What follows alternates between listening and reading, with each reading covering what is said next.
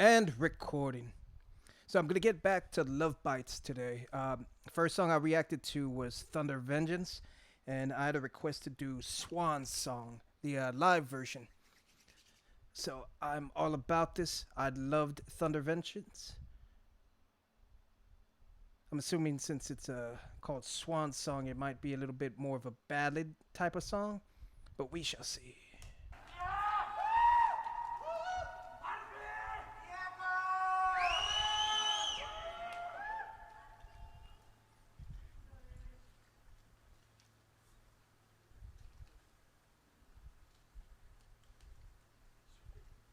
Is this the encore?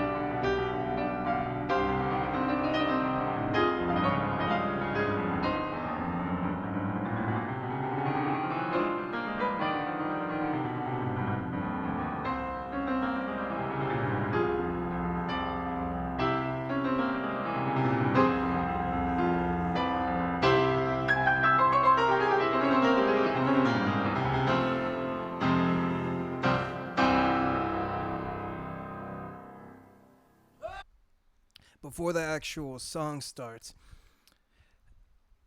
because I'm not sure if that's necessarily like written by them. That sounded very classical, like German classical. I've never been good about composers and knowing what songs they do, other than like the classics, like the Beethoven and Mozart and Chopin. Um, but parts of that sounded like a piece I've heard before.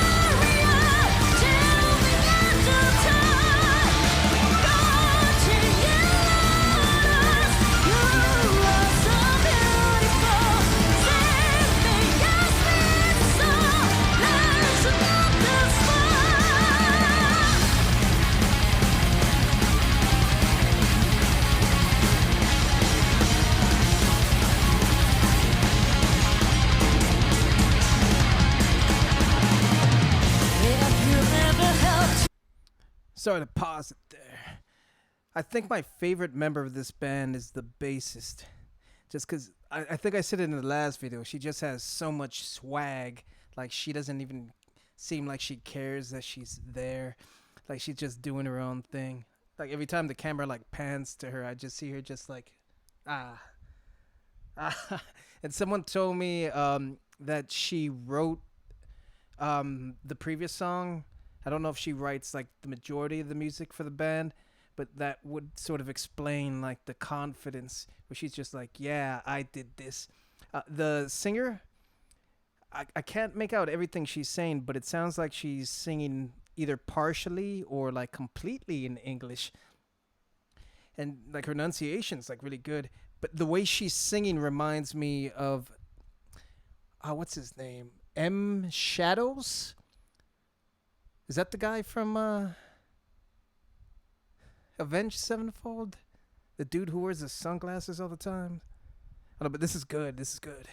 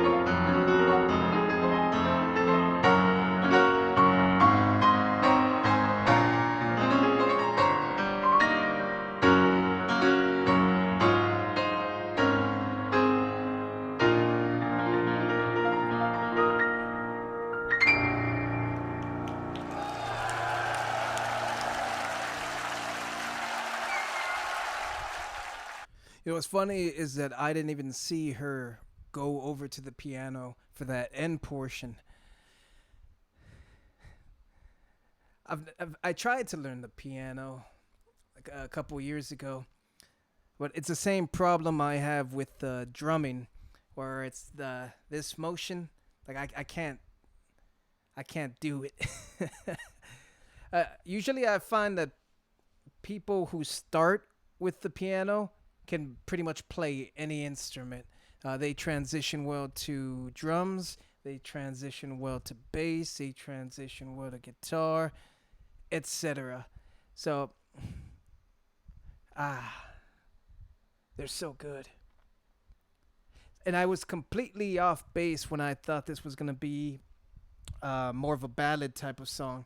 Like the chorusy parts did have sort of like a showcase to her voice to like belt out a little bit, but it wasn't necessarily a ballad song. This had a very powerful, uh, just pulsating kind of drum line the whole way through. It didn't sound quite as 80s as the last song I heard. This was more modern, and I appreciate the piano being incorporated into that ending piece. Uh, I don't see a lot of bands incorporate pianos other than like, and I mean like pianos like that, other than like Muse, because a lot of bands do have keyboards and they'll do like orchestral kind of like backing, but never this kind of piano, and never like this classical style of playing, which mixes so well with like 80s power metal like style playing. You'd think more bands would do it. Uh, the two guitarists, awesome. I've come to understand that they're both lead guitars. A couple of bands I've been reacting to have two lead guitarists. Yardbirds, thing of the past. Everybody does it now. I said in the video I just recorded for Unlucky Morpheus that they were probably in my top 5 of new bands I've discovered within like this last month or two. I'm gonna have to add like LoveBites to that as well. This is only the second song I've heard of theirs, but like both of them were bangers. Like they just excellent songs. So I'm hoping pretty much everything I listen to by them is gonna be like this kind of quality. Like I'm hoping I didn't just pick like the best songs right off the bat and then everything's gonna like deteriorate in quality. I'm hoping everything sounds either just as good as this or better. Ah, it's so good.